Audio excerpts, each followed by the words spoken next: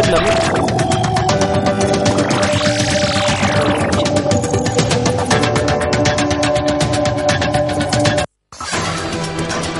Les accidents de la circulation tuent beaucoup, une vive préoccupation, d'où un atelier initié ce matin par le gouvernorat de la région de Niamey sur leur gestion.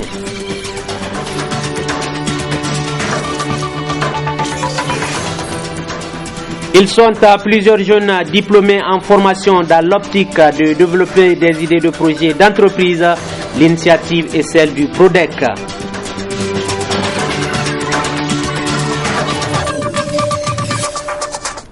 Messieurs, dames, bonsoir et bienvenue à ce 19h45 sur la télévision Labari. À l'instant, un communiqué de presse qui vient de nous parvenir. C'est un communiqué de l'opposition politique nigérienne. L'opposition politique nigérienne a été informée de l'arrivée très prochainement au Niger d'une délégation de haut niveau de la CEDEAO conduite par son Excellence Abdussalami Aboubakar. L'opposition constate cependant avec étonnement qu'au nombre des membres de nos hôtes se trouve un supposé expert électoral à la personne de M. Bakari Fofana, président de la CENI de la République de Guinée-Conakry. Or, nul n'ignore les conditions irrégulières dans lesquelles les élections se sont déroulées en Guinée-Conakry depuis la nomination de cette personnalité à la tête de la CENI de son pays. Le déroulement des différents scrutins se sont caractérisés par des manipulations grossières ayant entraîné, entre autres, le blocage des élections locales, l'élaboration d'un fichier électoral non consensuel, des manifestations meurtrières de protestation. Poursuit toujours selon le même communiqué, c'est cette personnalité qui n'a pas su organiser des élections apaisées en Guinée que la CEDEAO se propose d'envoyer au Niger. Tout en appréciant l'arrivée de cette délégation de la CEDEAO, l'opposition politique nigérienne désapprouve cependant et condamne le subterfuge ayant conduit au choix porté sur M. Bakari Fofana dans le cadre de cette mission à lui confiée.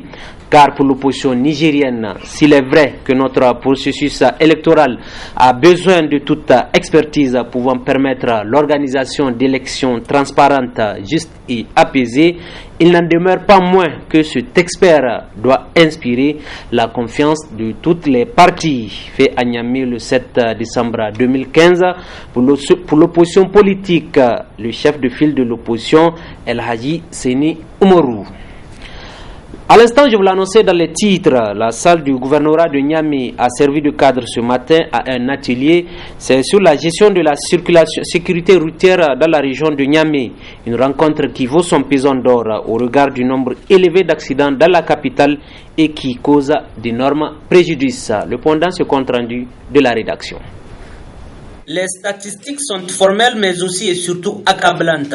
Niamey dans la sous-région bat le triste record du nombre d'accidents liés à la circulation routière, un véritable nœud gordien. Les conséquences de ces accidents, dont certaines restent irréversibles, sont réparties comme suit. 2264 blessés légers, 1708 blessés graves et malheureusement 53 décès. Rien que pour les 8 premiers mois de cette année 2015, le nombre d'accidents est de 2662. Avec déjà 94 décès. Il est à noter seulement au mois de novembre 2015, il a été notifié 349 cas d'accidents de circulation, dont 11 décès. On peut conclure qu'avant même la fin de l'année 2015, nous dépasserons largement les 100 décès pour la seule ville de Niamey. Parmi les causes de ces accidents de la circulation, l'imprudence occupe la première place et varie de 79 à 85% de l'ensemble des causes d'accidents.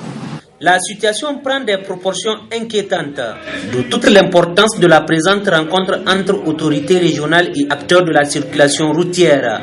En effet, l'objectif principal de ce cadre du donner et du recevoir est de contribuer à une meilleure prévention et à une gestion des risques d'accidents de circulation de la ville de Niamey.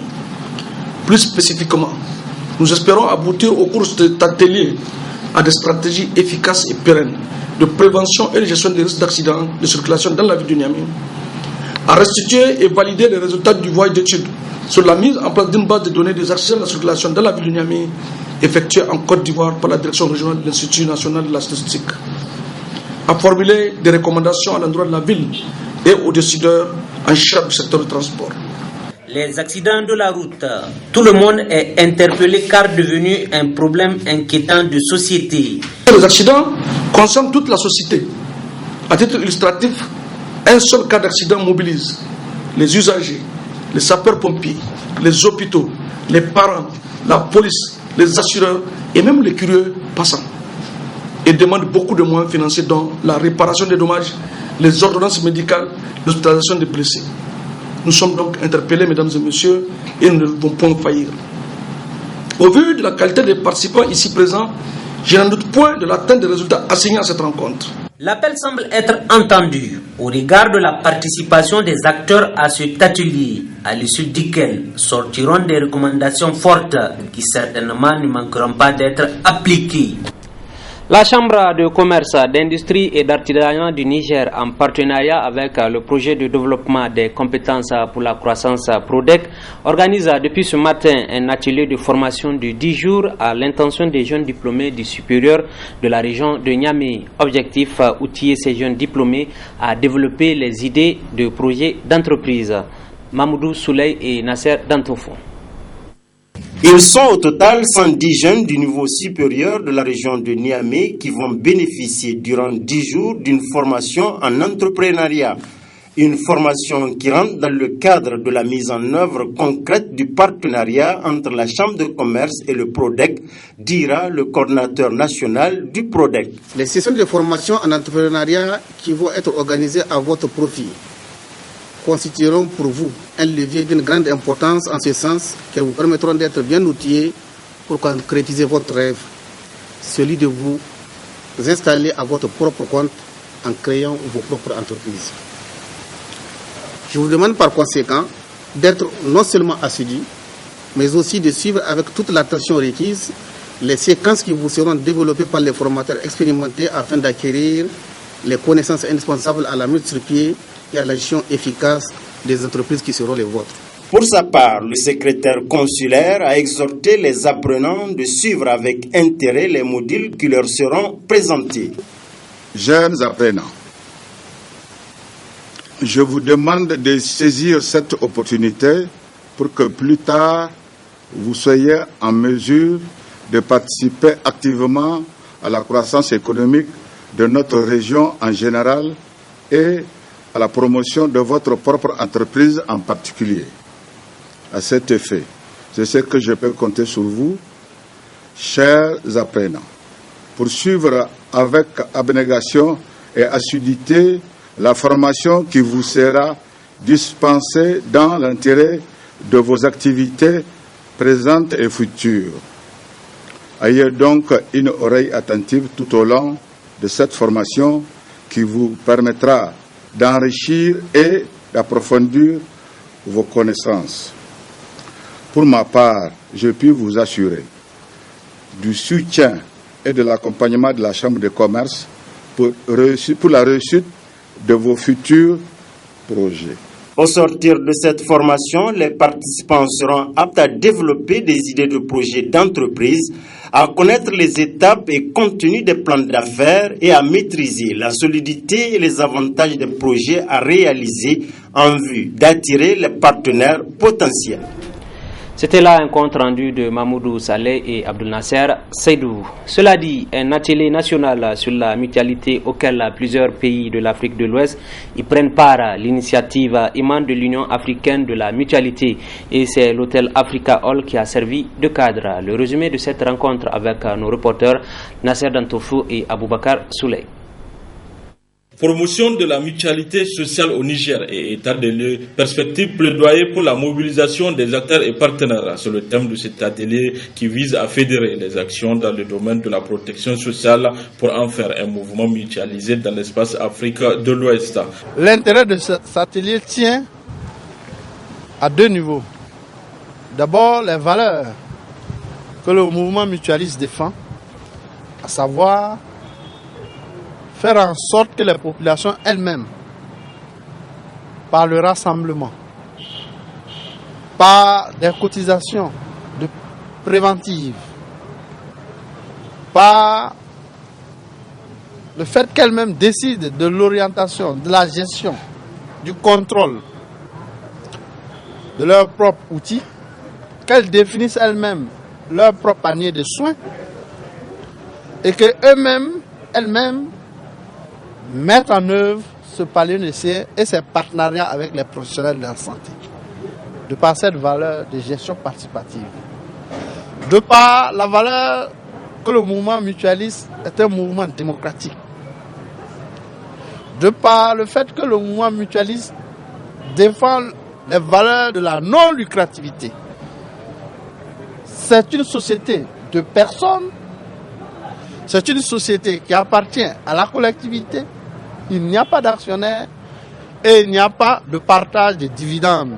La mutuelle sociale a été de tout temps une préoccupation majeure des autorités de la 7e République, a laissé entendre la secrétaire générale du ministère de l'Emploi et de la Sécurité sociale à l'ouverture de cet atelier. Les assises de cet atelier national sur la mutualité sociale viennent confirmer l'engagement du président de la République à travers le renforcement des mécanismes de la protection sociale. Avec l'adoption par le gouvernement des décrets numéro 2015-474/PRN/METSS du 4 septembre 2015 portant création d'un établissement public à caractère social dénommé l'Agence nigérienne de la mutualité sociale et numéro 2015-475/PRN/METSS du 4 septembre 2015 portant approbation des statuts de l'Agence nigérienne de la mutualité sociale et la validation du rapport de renforcement des mutuelles sociales le 10 novembre 2015, le Niger marque un tournant décisif en matière de la promotion des mutuelles sociales.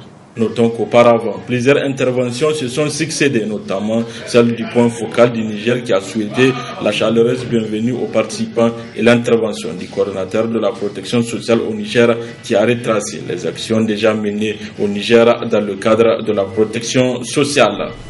Restons toujours dans ces mêmes locaux d'Africa Hall où s'est déroulé, mais sur tout autre plan, un atelier de formation des membres du Conseil supérieur de la communication CSC. Au centre de cet atelier, la gestion du pluralisme en période électorale. La cérémonie d'ouverture a d'ailleurs été présidée par le président de l'institution, Abdourahmane Ousmane. Retrouvons nos reporters. La période électorale, moment par excellence d'importantes activités médiatiques, et le Conseil supérieur de la communication qui a pour tâche principale de réguler les flux d'informations générés par la communication politique a inscrit en bonne place dans son programme électoral le renforcement des capacités de ses membres en matière de gestion de pluralisme en période électorale à travers l'organisation du présent séminaire. L'objectif général poursuivi à travers cette rencontre de 3 jours et de contribuer à l'organisation d'élections libres, honnêtes et transparentes, dans un climat social et politique apaisé, à travers une régulation indépendante et équitable des médias. De manière plus spécifique, ce séminaire vise à renforcer les capacités des membres du Conseil supérieur de la communication en matière de gestion du pluralisme en période électorale. Il vise également à assurer une régulation indépendante, transparente et équitable des médias en période électorale.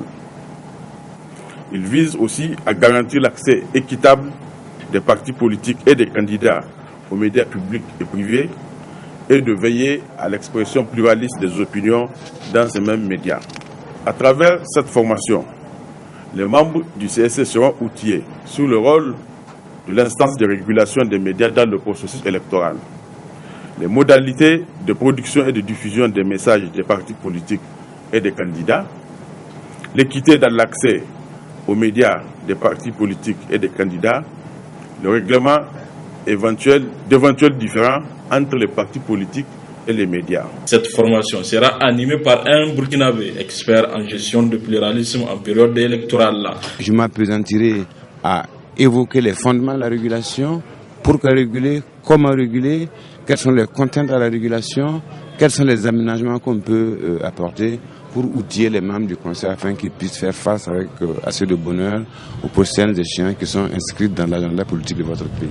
La formation doit être perçue comme une exigence permanente. Nous avons au Burkina Faso l'expérience de 10 élections, donc d'organisation de 10 couvertures médiatiques. Malgré cela, nous formons le personnel, les membres, les responsables des partis politiques à la veille de chaque élection. Je crois comprendre que le collège des conseillers vient d'être renouvelé au Niger et ceci suppose un partage d'expérience pour que les nouveaux conseillers puissent tout de suite avoir les outils techniques nécessaires pour faire face à leurs obligations professionnelles. Cet atelier de formation des membres du Conseil supérieur de la communication est financé par l'Organisation internationale de la francophonie.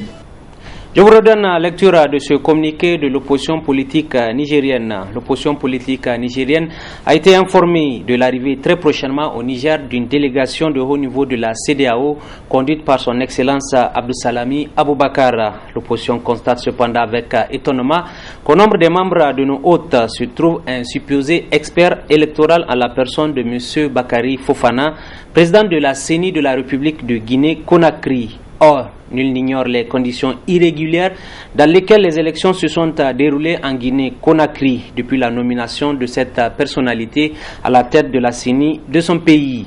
Le déroulement des différents scrutins se sont caractérisés par des manipulations grossières ayant entraîné entre autres le blocage des élections locales, l'élaboration d'un fichier électoral non consensuel, des manifestations meurtrières de protestation. C'est cette personnalité qui n'a pas su organiser des élections apaisées en Guinée que la CEDEAO se propose d'envoyer au Niger.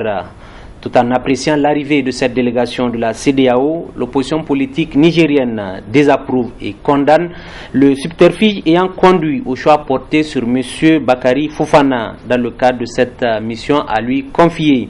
Car pour l'opposition nigérienne, s'il est vrai que notre processus électoral a besoin de toute expertise pouvant permettre l'organisation d'élections transparentes, justes et apaisées, il n'en demeure pas moins que cet expert doit inspirer la confiance de toutes les parties. Fait à Niamey le 7 décembre 2015 pour l'opposition politique, le chef de file de l'opposition El Hadji Seni Umaru. Passeport dans cette édition, le nouveau bureau de la Fédération nigérienne de lutte, FENILUT, a procédé le week-end écoulé au lancement des activités de la saison 2015-2016. La première compétition d'ailleurs organisée sous l'ère Abouba Ganda et qui a été remportée par Yacouba Adamou de Niamey. C'était hier au cours d'une finale qu'il a opposée à Ali Seni. Le tout s'est déroulé en présence du président de la CALA et de plusieurs fédérations de lutte des pays de la sous-région. Pour le compte rendu, retrouvons le sportif maison Ibrahim Abdou Tikiré.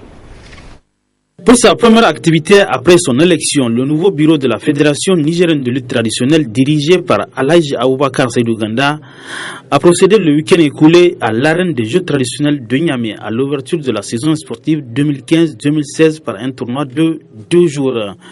Une compétition ayant regroupé un lutteur par région, soit 8 au total.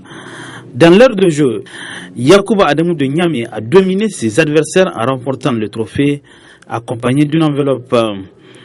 Autre fait de cette première activité de la nouvelle équipe dirigeante de la FENILUT, les ressources humaines et financières n'ont pas été lésinées pour réussir le pari.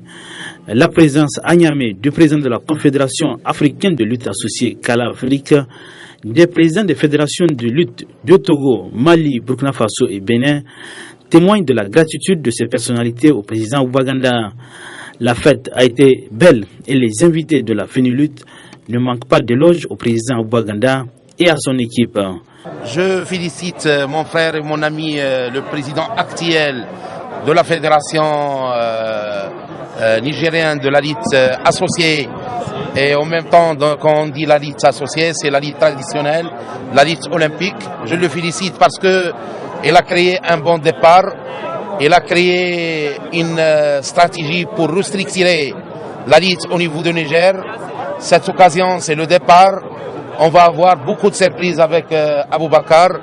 Nous, on a la confiance totale vers cette personnalité. Et pour cela, le bureau exécutif de la CALA a pris la décision de nommer M. Aboubakar, président de la commission de la lutte africaine, la lutte traditionnelle pour le développement dans le continent. On va aller loin avec lui et je crois que le Niger, il va répondre à tous les cahiers de charges d'organisation, même pour une compétition olympique, même pour une compétition du championnat continental dans la lutte olympique. Et je crois qu'on est en train de mettre la carte sur table pour un plan d'action qui va répondre pour tout ce qu'on souhaite pour les sportifs dans ce pays noble, dans ce pays frère. Pour le président de la Fédération nigérienne de lutte traditionnelle, il promet d'autres surprises aux amateurs de la lutte traditionnelle.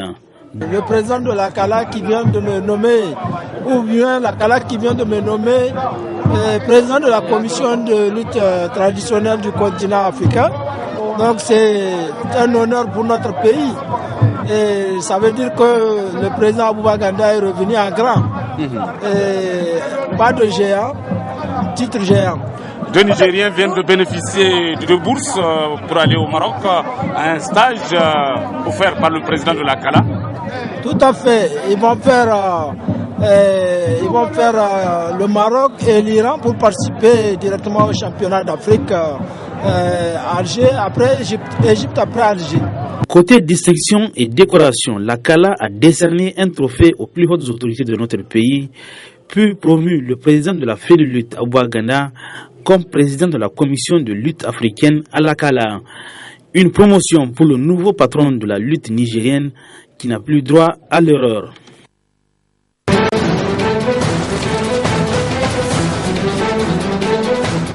Actualité internationale à présent, ni retrait ni fusion. Les Républicains valident donc la ligne de Nicolas Sarkozy. Ils ont tenu un bureau politique au lendemain du premier tour des régionales. Seuls des teneurs ont refusé cette position. Le récit d'Achran Vivian. Fusion, pas de retrait. Le mot d'ordre lancé par Nicolas Sarkozy a été adopté par le bureau politique. Au siège du parti Les Républicains, on affiche sa satisfaction. Nous avons fait le choix de la clarté, c'est-à-dire de l'honnêteté, et cela a été quasiment unanime puisque sur 67 qui se sont exprimés, il n'y en a que 2 qui étaient réservés. À savoir Nathalie Kosciusko-Morizet, la numéro 2 du parti qui s'est attiré les foudres de Nicolas Sarkozy, et l'ancien Premier ministre Jean-Pierre Raffarin. Ma position est un retrait général de tous ceux qui sont troisièmes. C'est pour ça que je n'apprécie pas forcément ceux qui calculent en faisant la somme du front de gauche, du PS, alors qu'on voit bien qu'ils ne votent pas les mêmes textes à l'Assemblée. Non, quand on est troisième, on se retire. C'est ma position, elle n'est pas majoritaire. Si les autres membres du bureau ont validé le mot d'ordre, nombreux sont ceux qui n'ont pas caché leurs critiques autour de la ligne politique du parti et de la personne de Nicolas Sarkozy. Il faut qu'on se pose la question, pourquoi est-ce que des Français qui sont absolument anéantis par la gestion de la gauche au pouvoir aujourd'hui, pourquoi est-ce que ces Français font pas davantage confiance à la droite? Puis ensuite, on a de sacrés débats à avoir, c'est entre autres l'enjeu de la primaire pour l'élection présidentielle. Soyons lucides, nous ne sommes pas au libre. Quand nous essayons d'expliquer aux Françaises et aux Français que le Front National n'apporte aucune solution crédible à leurs attentes, aujourd'hui nous ne sommes pas au libre. Pourquoi? Quelle argumentation reprendre, quelle ligne prendre? Je pense que c'est un vrai débat. Un débat qui aura lieu après le second tour. En attendant, tous ne souhaitent qu'une chose, la victoire des candidats du parti dimanche prochain. De l'actualité également avec les cartes qui sont rebattues au Venezuela pour la première fois en 16 ans. L'opposition a remporté les législatives. C'est une claque pour le parti chaviste discrédité par l'inflation et l'insécurité. Les images. L'hymne national vénézuélien résonne dans les rues de Caracas. La joie est telle que certains n'arrivent pas à retenir leurs larmes. Car c'est un jour historique. En remportant la majorité des sièges au Parlement, l'opposition renverse le gouvernement chaviste au pouvoir depuis 1999. Cela faisait longtemps que nous n'avions pas ressenti une telle émotion. Cela faisait longtemps que nous n'avions pas eu une telle victoire. Nous sommes en train de récupérer notre pays. La joie dans la rue et dans tout le pays est incroyable. Pour la première fois depuis 17 ans, nous avons consolidé une majorité qui aujourd'hui a donné un message très clair. Le Venezuela a changé. Le changement, c'est justement avec ce leitmotiv que l'opposition, la table de l'unité démocratique, a mené campagne. Depuis dimanche soir, les militants revendiquaient la victoire, mais ce n'est qu'après l'annonce des autorités électorales qu'ils laissent exploser leur joie. Le peuple a parlé. Les familles vénézuéliennes sont fatiguées de vivre dans cette situation d'échec. Les gens ne vont plus tolérer le moindre écart par rapport aux principes qui sont établis dans la Constitution. C'est terminé. Stop. Il faut respecter la décision du peuple. Un peu plus tôt lundi matin, c'est justement ce qu'a fait le président Maduro. Dans une allocution télévisée, le visage grave, il a reconnu sa défaite. Nous l'acceptons et déclarons au Venezuela que sa constitution et la démocratie ont triomphé. Nous l'acceptons. Nicolas Maduro garde donc la présidence, mais situation inédite, il va devoir composer avec un gouvernement de droite. Nicolas Maduro, trop faible quand même malgré la raclée subie par son parti, c'est-à-dire le parti chaviste. La COP 21, c'est le dernier virage. Les négociateurs ont laissé leur place aux ministres. Un premier accord avait été avancé samedi dernier, mais plusieurs points de blocage doivent être résolus. Les détails avec Lucie Debiol. Après les chefs d'État lundi dernier, c'est au tour des ministres des 195 pays de rentrer dans l'arène. La première semaine de la conférence a permis d'élaborer une ébauche de texte de 48 pages, mais le plus dur reste à faire. Mesdames et messieurs les ministres, nous entrons avec vous dans la dernière étape du processus ouvert en 2011 à Durban. Le temps des décisions est venu. Je compte sur votre engagement en ce sens. Selon le calendrier fixé par Laurent Fabius, il reste 4 jours aux ministres pour s'entendre. L'adoption de l'accord est prévue vendredi. Mais de nombreux points restent encore à négocier, notamment la répartition des efforts entre les pays et la cruciale question des financements. À la réouverture des discussions ce lundi, le secrétaire général de l'ONU a donc voulu rappeler les enjeux. La catastrophe climatique nous guette. Le monde attend de vous plus que des demi-mesures et des démarches progressives. Il réclame un accord porteur de transformation. La quasi-totalité des pays présents a déjà publié ses engagements pour réduire les émissions de gaz à effet de serre. Mais jusqu'ici, ces engagements ont été jugés insuffisants. La hausse de la température mondiale devrait toujours atteindre les 3 degrés, 1 degré au-dessus du seuil critique fixé par les scientifiques. Nous en venons à présent à la partie magazine de ce journal et elle est consacrée à la synthèse du rapport annuel 2013-2014 de la situation des droits de l'homme au Niger.